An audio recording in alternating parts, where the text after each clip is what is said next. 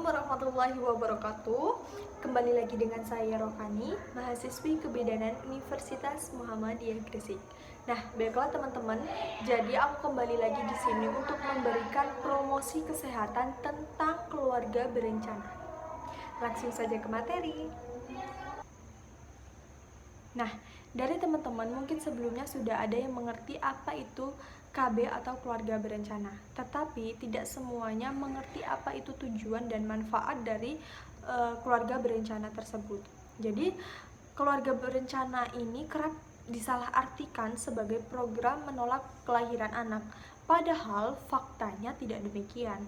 Tujuan dan manfaat program keluarga berencana justru sangat baik demi mewujudkan keluarga sehat, bahagia, dan sejahtera.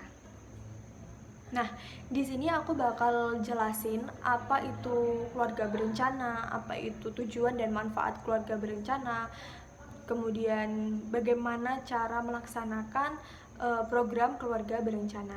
Yang pertama, keluarga berencana itu apa sih, Kak? Nah, jadi keluarga berencana atau biasa disebut dengan KB ini adalah upaya mengatur kelahiran anak, jarak, dan usia ideal melahirkan, mengatur kehamilan melalui promosi, perlindungan, dan bantuan sesuai dengan hak reproduksi untuk mewujudkan keluarga yang berkualitas. Nah, jadi KB ini gerakannya untuk membentuk keluarga yang sehat dan sejahtera dengan membatasi kelahirannya. Ingat ya teman-teman, membatasi kelahiran. Selanjutnya, tujuan dari program keluarga berencana. Yang pertama, membentuk keluarga kecil sejahtera sesuai dengan kondisi ekonomi keluarga tersebut.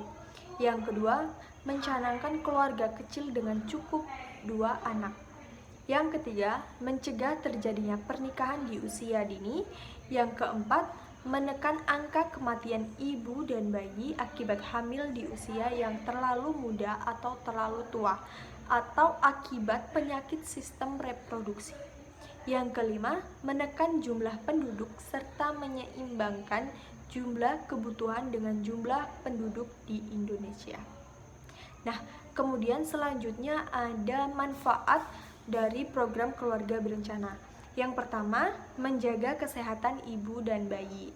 Nah, program kehamilan yang direncanakan dengan matang akan memberikan dampak baik bagi kesehatan ibu dan bayi. Selain itu, program KB juga memberikan pengarahan mengenai langkah-langkah untuk menjaga kesehatan ibu dan bayinya, baik sebelum maupun setelah melahirkan. Yang kedua yaitu mendorong kecukupan ASI dan pola asuh yang baik bagi anak. Dengan program KB ini, jadi dalam program KB ini, suami istri dapat merencanakan waktu kehamilan dengan tepat. Hal ini erat kaitannya dengan kecukupan ASI dan pola asuh anak untuk bagi ibu yang baru melahirkan. Idealnya jarak anak yaitu anak pertama dan kedua antara 3-5 tahun. Kemudian yang ketiga yaitu mencegah kehamilan yang tidak direncanakan. Jadi suami dan istri yang tidak menjalankan program keluarga berencana ini beresiko mengalami kehamilan yang tidak direncanakan. Misalnya nih, perempuan di atas 35 tahun dan belum menopause yang melakukan hubungan intim tanpa alat kontrasepsi bisa saja hamil. Namun, kehamilan ini beresiko tinggi dan bisa berdampak fatal pada ibu dan bayi. Kemudian yang keempat, mencegah penyakit menular seksual. Nah, meski dilakukan antar suami istri, hubungan seksual tidak terlepas dari resiko terjadinya penyakit menular seksual seperti sifilis hingga HIV/AIDS. Namun, hal ini bisa dicegah dengan penggunaan alat kontrasepsi seperti kondom.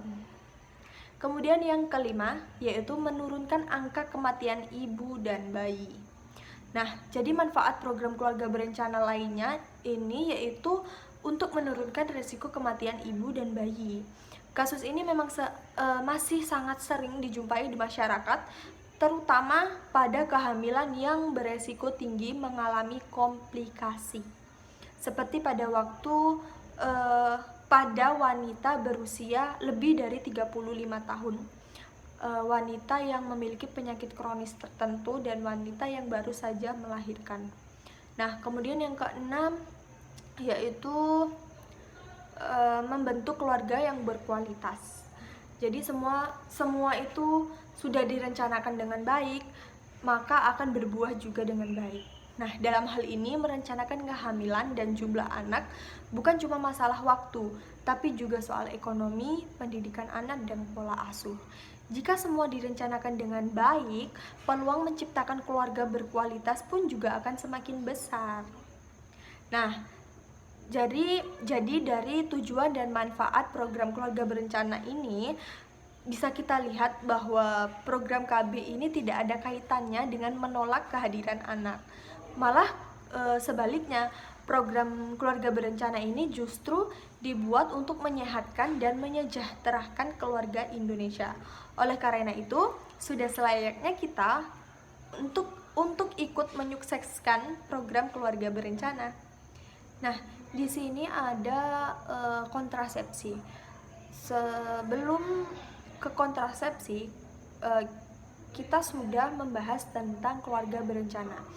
Keluarga berencana ini sangat berkaitan dengan alat kontrasepsi, karena jika melaksanakan keluarga berencana sudah dipastikan yaitu medianya menggunakan alat kontrasepsi. Sebelumnya ada yang sudah tahu apa itu alat kontrasepsi?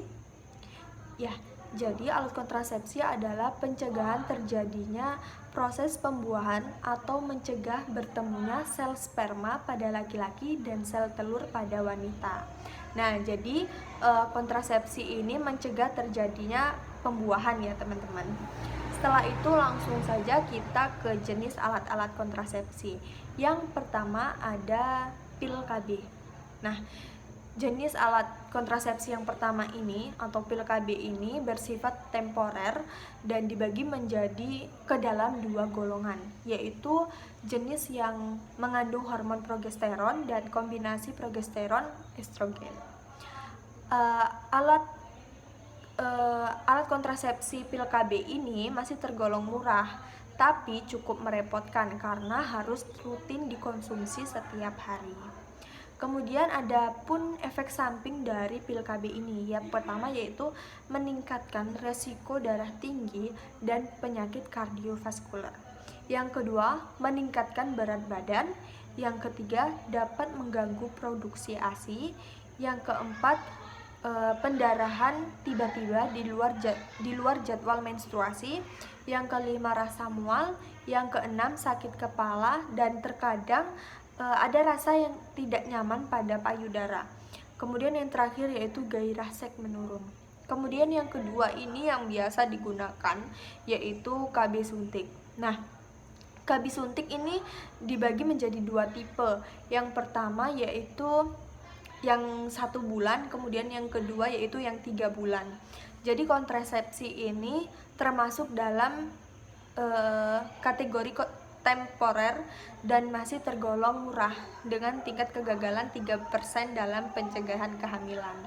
Adapun efek samping dari KB suntik ini, yang pertama yaitu rasa mual, yang kedua meningkatkan berat badan, yang ketiga gairah seks menurun, yang keempat pendarahan di luar jadwal menstruasi atau bahkan tidak menstruasi sama sekali, yang kelima sakit kepala, yang keenam jerawatan. Selanjutnya KB implant atau KB susuk. Nah, KB implant ini biasanya ditanam di sini, di lengan bagian atas. Nah, KB implant ini termasuk dalam kategori KB temporer dengan jangka waktu yang pencegahan kehamilannya selama 3 tahun. Jadi bagi pasangan muda yang ingin menunda kehamilan dalam jangka waktu cukup lama dan tidak ingin repot, bisa menggunakan KB ini. Meskipun harganya relatif lebih mahal dibandingkan dengan KB suntik ataupun KB pil, tapi tingkat kegagalan sangat baik, yaitu hanya 1%. Nah, dan bagi mama yang sedang menyusui, dapat juga menggunakan jenis KB ini karena tidak mengganggu produksi ASI. Adapun efek samping dari KB implan ini yaitu rasa nyeri di bagian lengan atas atau tempat implan yang ditanam di sini tadi, kemudian menstruasi tidak teratur, peningkatan berat badan, kesulitan hamil kembali setelah implan dilepas. Kemudian yang keempat ada IUD atau spiral. Jadi alat kontrasepsi ini cukup diminati oleh banyak pasangan di Indonesia. Selain karena jangka waktu pencegahan kehamilan yang cukup lama, tidak memerlukan perawatan rutin, juga tingkat kegagalannya rendah. Jadi IUD ini biasanya diletakkan di dalam rahim untuk menghadang sel sperma menembus sel telur. Terdapat dua jenis IUD yaitu yang terbuat dari tembaga dan dapat bertahan selama 10 tahun, atau yang mengandung hormon dan bertahan selama 5 tahun. Adapun efek samping dari IUD tersebut yaitu kram perut atau rasa sakit pada bagian bawah perut. Kemudian pendarahan yang cukup banyak saat menstruasi atau bahkan menstruasi tidak teratur. Dapat lepas atau bergeser jika lepas biasanya akan keluar bersama darah haid. Kemudian dapat terjadi infeksi jika tubuh menolak keberadaan IUD tersebut. Kemudian yang kelima ada vasektomi. Vasektomi ini adalah tindakan KB yang dilakukan untuk menghentikan aliran sperma dengan cara menutup saluran vas deferens pada pria. Nah, hal ini memerlukan tindakan medis atau operasi dan bersifat permanen ya. Bagi pasangan yang tidak ingin memiliki keturunan lagi, biasanya akan menggunakan cara ini sebagai salah satu option mencegah kehamilan. Namun, karena hal ini bersifat permanen, akan lebih baik pria yang akan melakukan sterilisasi ini benar-benar mantap dan yakin sebelum menjalani tindakan. Dan pria yang melakukan tindakan ini tidak perlu takut karena tidak menyebabkan ejakulasi, tidak menurunkan gairah seks atau kemampuan ereksi. Ada juga efek samping dari efek vasektomi ini, yaitu bisa terdapat darah di dalam air mani, memar pada testis beberapa bulan pasca operasi, pendarahan atau pembekuan darah pada area testis, infeksi pasca operasi, perasaan tidak nyaman pasca operasi. Kemudian ada tubektomi, yaitu merupakan tindakan KB permanen atau sterilisasi pada perempuan yang dilakukan dengan cara memotong atau menutup bola falopi sehingga sel telur tidak masuk ke dalam rahim, sekaligus menghalangi sperma untuk masuk ke dalam tuba falopi. Nah, sama juga seperti vasektomi, tindakan ini juga memerlukan operasi, tidak mempengaruhi gairah seks ataupun menopause. Efek samping dari tubektomi ini yaitu nyeri pada panggul atau perut. Maaf ya teman-teman. Jadi nyeri pada panggul atau perut, kemudian infeksi pasca operasi, pendarahan, komplikasi. Kemudian ada beberapa orang juga dapat mengalami hamil ektopik. Nah, jadi setiap alat kontrasepsi ataupun tindakan pencegahan kehamilan memang memiliki kelebihan dan kekurangan sendiri. Efek sampingnya pun akan berbeda-beda setiap orang. Ada orang yang mungkin akan mengalami, tapi ada pula yang tidak akan merasakannya. Jadi sebelum memilih menggunakan alat kontrasepsi apa, ada lebih baiknya untuk berkonsultasikan dulu dengan dokter ataupun bidan atau tenaga medis setempat. Mungkin hanya ini saja yang dapat saya sampaikan.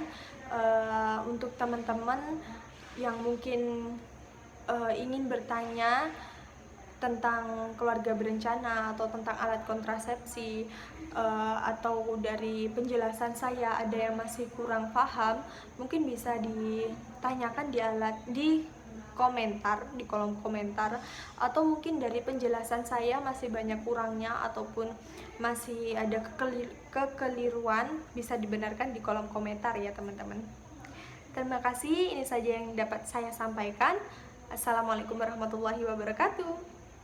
Jangan lupa like, komen, dan subscribe.